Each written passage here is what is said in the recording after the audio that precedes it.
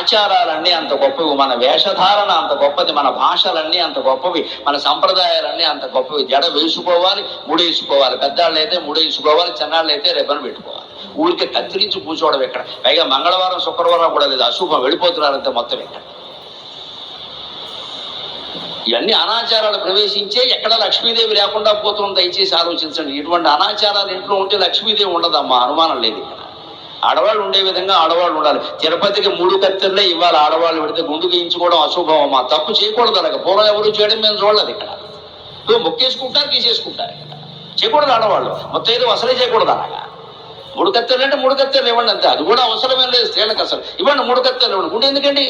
Over action అంటారు దీని బాధ. అవసరం లేదండి. స్త్రీ అలా చేయకూడదు. భర్త ఉన్న స్త్రీ ఎప్పుడు అలా చేయకూడదు.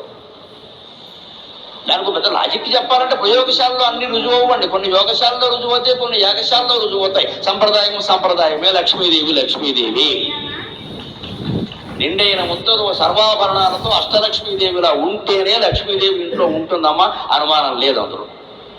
ఆవిడ అలా ఉండాలి అంటే లక్ష్మీదేవిలో ఉండమని చెప్పానా, లేకపోతే చితక్కొడతా అనకూడదు. అలా ఉండేలా ఈ పెద్ద మనిషి చూడాలి. అది ఈయన బాధ్యత. అంతేకాని దానికో బెత్తం పట్టుకుంటావా? చరకంటి కంట కన్నీరు ఒరిగిన సిరి ఇంటెను ఉండనొల్లదు సొమ్ముతో అంటే కన్నీరు వలకుండా చూడాల్సిన బాధ్యత భర్త. దానికి ఏడిచావంటే చంపేస్తా. నువ్వు ఇంట్లో ఏడిస్తే లక్ష్మీదేవి ఉండదు. గరిగిపోయేట వారు చెప్పారు. ఈయన చెప్పింది ఇది కాదు. ఇక్కడ ఏడిపించద్దని చెప్పాం. ఏడవద్దని చెప్పడం కాదు, ఇక్కడ ఏడిపించద్దని చెప్పాం. ఆవిడ కంట కన్నీరు వలకుండా భర్త తండ్రిలాగా కాపాడాలంట. అప్పుడు ఆవిడ సుఖంగా ఉంటుంది. కొట్టేసి చెదకొట్టేసి పైగా ఏడిస్తే చంపుతా అంటే ఏం చేస్తారు? ఇక్కడ అన్న మాటలన్నీ అనేసి అనకూడదు అని ఏడవద్దంటే ఏడిచే హక్కు కూడా లేదా? అంటే సంసారం ఎలా ఉండాలంటే ఇలా చూడాలి. అలా ఆవిడ ఉండాలి. ఇక ప్రతిదానికి గయ్యాడిలో ఆవిడ రెచ్చిపోకూడదు. చేస్తోంది కదా అని బానిసలా భావించకూడదు. మన దేవతలు ఎవరు భార్యలను బానిసలా భావించలేదు. అలాగే నా భార్యలు ఎవరు వారి మీద పెత్తనం చేయలేదు. సంసారాలు సాగలేదా? మనకి మాత్రం సాగలా. అందుకని యోగమాయ అంటే గుణాల యుక్తి, గుణాలు కలగలిసిపోతూ ఉంటాయి ఎక్కడికక్కడ. దాన్ని జయించడం కష్టం. అందుకే దాన్ని ఏమన్నారంటే మామేవయే ప్రపద్యంతి మాయామయతాం తరంతితి. ఆ యోగమాయ ప్రయోగించింది ఎవరు? ఆయనే. దైవీక్షేష గుణమయీ మమ మాయా దురత్యయ మామేవయే ప్రపద్యంతి మాయామయతాం తరంతితి. దైవీయమైన ఈ వాజని గుణాత్మక 3 గుణాలు కలిగిన మాయను నేనే ప్రయోగించా కాబట్టి నా పాదాలు ఆశ్రయిస్తే నేను కాపాడతా. అందుకే శ్రీ వెంకటేశ్వర స్వామి యొక్క విగ్రహం అభయం ఇవ్వదండి, వరద హస్తం కూడా ఉండదండి స్వామికి.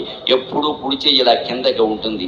ఏం మాట్లాడదామని మనం వెంకటేశ్వర స్వామి దగ్గరికి వెళ్ళినా ఆయన ఏమంటాడు? నోరు మూసుకో కిందకి చూడు, నోరు మూసుకో కిందకి చూడు, అంతే. ఇంక 2 మాటలు ఏం చెప్పక కోరక, ఊరికే కొబ్బరికాయ కోరినట్టు కోరక. ఇక్కడ కోరికలు ఏం చెప్పక, బాధల్లో ఏం లేదు. నువ్వు గోవింద కూడా అన్నది కిందకి చూడు అంటే నా పాదాలు ఆశ్రయించు, అంతే.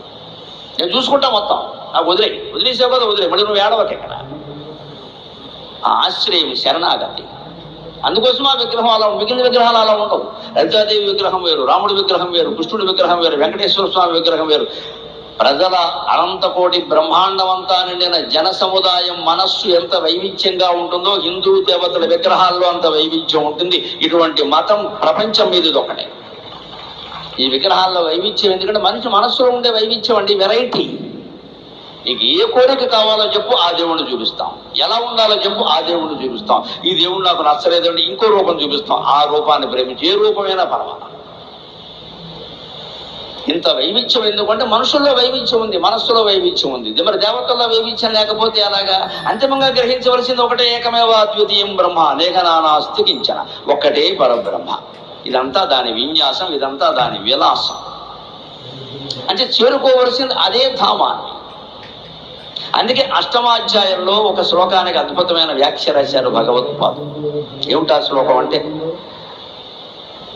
అక్షరం అవ్యక్తో అక్షర ఇత్యుక్త తమాహు పరమాం గతిం. అవ్యక్తో అక్షర ఇత్యుక్త తమాహు పరమాం గతిం. యద్గత్వా ననివర్తంతే తద్ధామ పరమం మమ. నా అసలు స్వరూపం ఏమిటంటే అవ్యక్త, అది వ్యక్తం కాదు.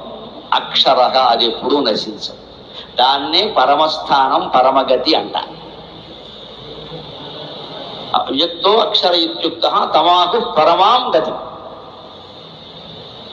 యద్గత్వా ననివర్తంతే తద్ధామ పరమం మమ. కొన్ని పుస్తకాల్లో పాఠాంతరంగా ఎం ప్రాప్య ననివర్తంతే అని ఉంది. ఏదైనా పర్వాలేదు.